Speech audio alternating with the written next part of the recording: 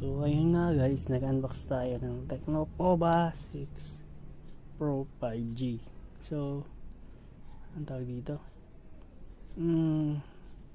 yung performance na kasi parang Tecnopova Pro 5G lang din. So kung meron kayong Tecnopova 5 Pro na 5G variant, siguro wag na munang mag-upgrade kasi yung camera halos pareho lang. Pero yung viewing angle niya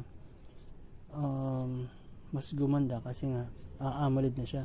6.78 AMOLED display, 6,000 yung battery, which is mas mataas dun kaysa dun sa dati na 5,000 na Tecnopova Pro 5G. So mas to, mas makunat siguro kasi mas mataas yung battery, pero depende pa rin kung paano natin gagamitin.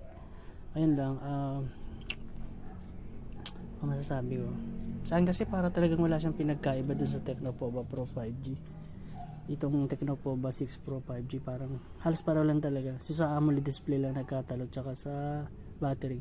So yun lang. Pero kung meron pa kayong Tecnopova Pro 5G dyan, medyo magsisiguro muna mag-upgrade. Pero depende pa rin sa inyo kung may pera kayo. 10k